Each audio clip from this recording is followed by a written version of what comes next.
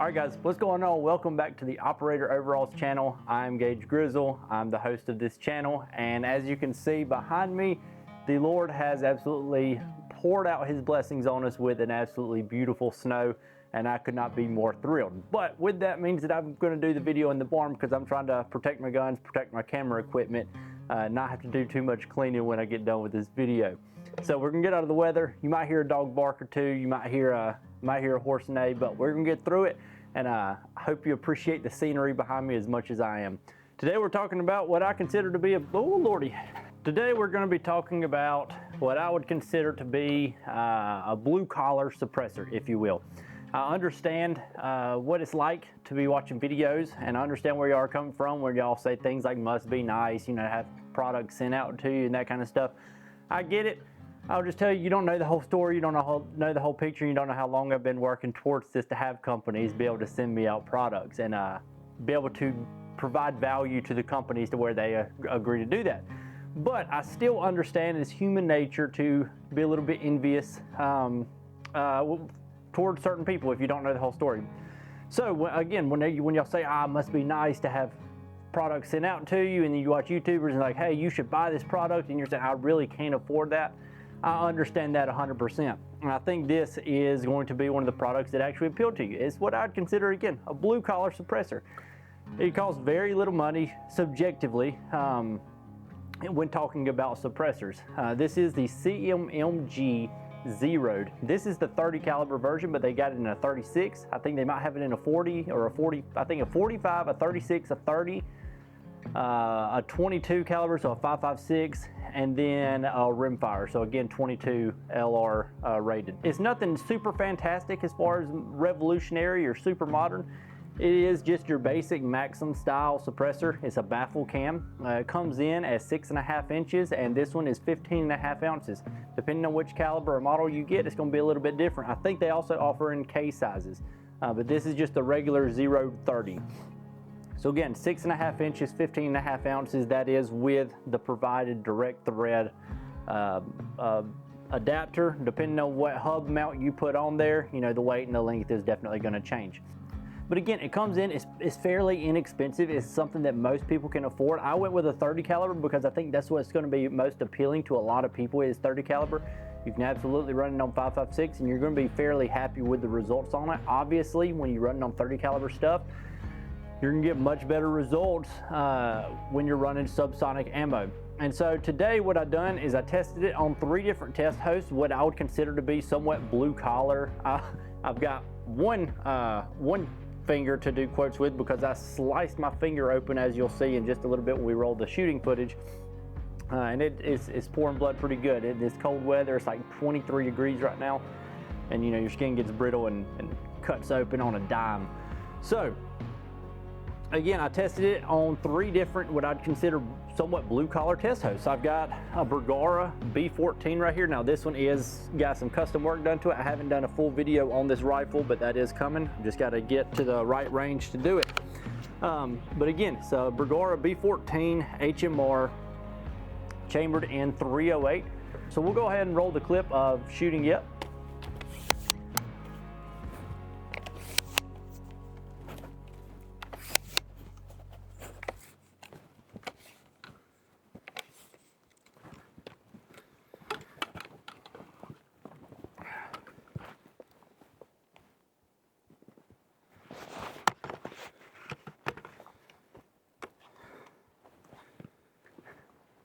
I'm getting blood all over everything. I guess that's a good thing about snow. It'll somewhat get the blood off.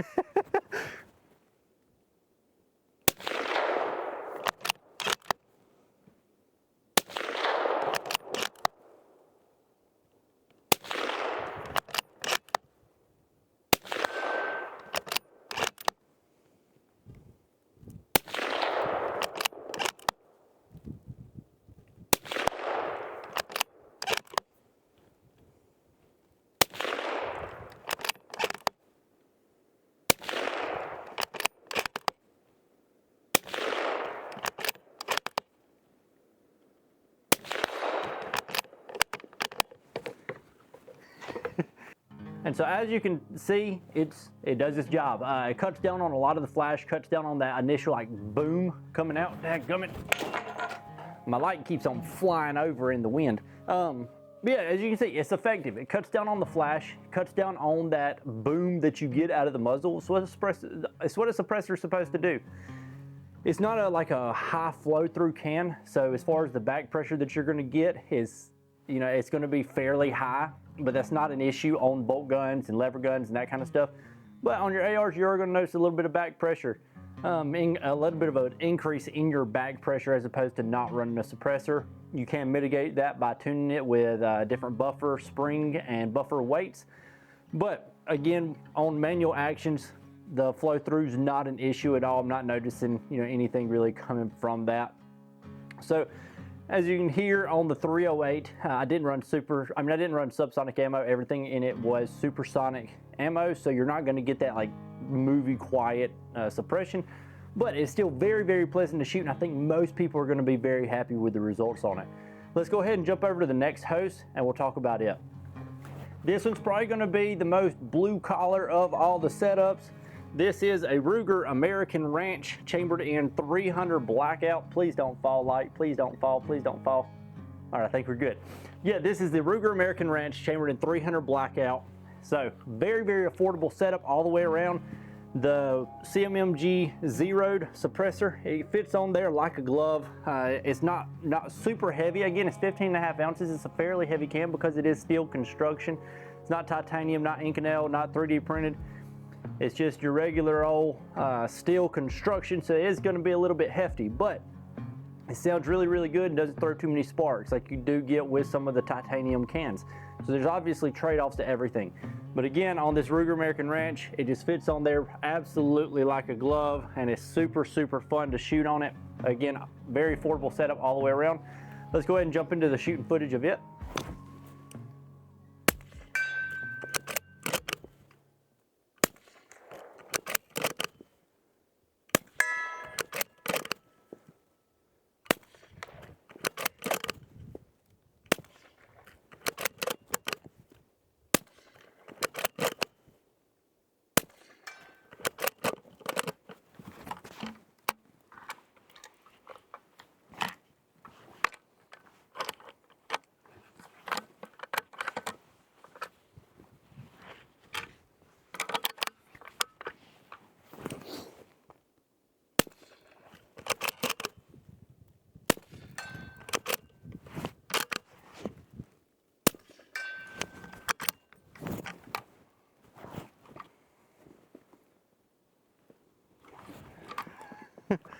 I noticed there was some blood on the suppressor. Can you see that there? Turns out I done sliced my finger open. So obviously with the 300 Blackout, I am running subsonic ammo because why not? We've got a bolt gun chambered in 300 Blackout with a suppressor on it. We're gonna run subsonic ammo through it. I tried to hit a number of different targets. So you can hear it hitting steel up close, kind of far away. I was just shooting it in the dirt, shooting at a big old stack of wood. So maybe you can hear that slap at 100 yard at hitting the railroad ties. And overall, I mean, it sounds absolutely fantastic on the 300 Blackout. 300 Blackout suppressed when you're running subsonic ammo is a hoot to shoot regardless of who you are. You know, you're gonna have fun doing that, hearing that big old heavy 220 grain bullet fly down range at subsonic speeds and slap whatever you're aiming at. Again, it sounded absolutely great on the 300 Blackout. I've got no complaints there whatsoever. Very, very happy with the results of it, as I'm sure you would be as well. Let's go ahead and jump over to the third and the final test host. The third and the final test host is this Henry 357 38 Special lever action in the new Wooks high grade furniture. I will roll some close-ups of it, but it is absolutely beautiful. This is arguably one of the prettier test hosts in today's video. But again, trying to keep with that kind of blue collar theme. This is just a Henry lever gun, and this 30 caliber suppressor fits on there perfectly, especially running the 38 Special ammo. So let's go ahead and roll the footage of it.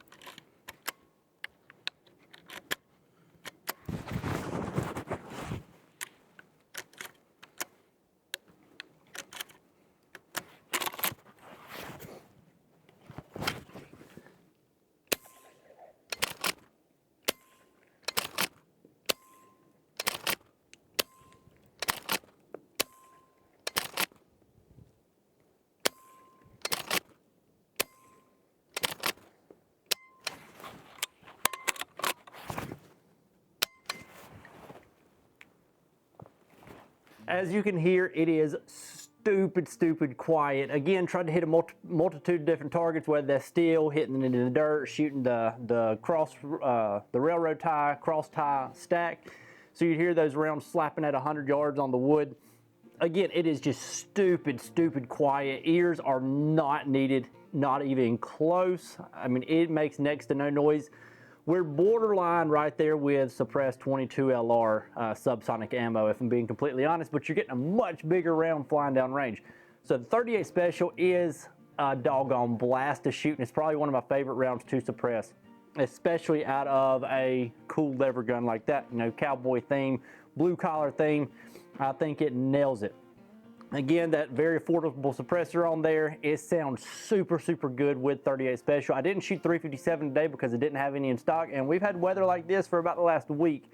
And black ice everywhere. I almost spun out my, as you can see back here, my 4-cylinder all-wheel drive 1999 RAV4. I drifted it across 4 lanes and a median the other day. I hit some black ice and went sliding sideways all the way across.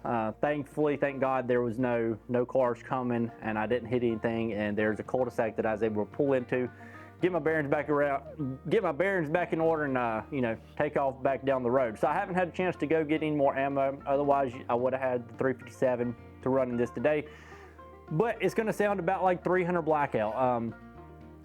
Shooting supersonic 300 Blackout. It's going to be fairly loud. You're still going to get that supersonic crack, but it is going to have a very nice sound as far as the tone of it and that initial boom that you're suppressing. But the fun part is certainly the 38 Special, which you heard today. Sounds absolutely fantastic, and again, it's probably one of my favorite rounds to suppress, and this CMMG 030 does a doggone good job at suppressing it. Let's go ahead and we'll talk about some of the build quality. I've got one thing that I do want to point out on that, and it could just be a lemon, could just be a faulty thing, but it might be something to pay attention to if you've got one of these zeroed suppressors. So now I will point out that CMMG actually offered suppressors a couple years ago, but people found out, and at CMMG they didn't try to hide it, but they were getting another company to OEM their suppressors, and they were putting the CMMG name on it. These new zeroed cans, they are 100% manufactured in-house by CMMG. So if that gives you any peace of mind, I think it should. That way the company you're buying it from is the company that manufactured it, and it's all done in-house. So that helps with quality control, most certainly. One thing that I do want to point out, and again, I'm not trying to be super picky, but it is something that I did notice on it. Let me see if I can get a little bit closer, get this light in order. Is it going to focus? Okay, hopefully it focuses.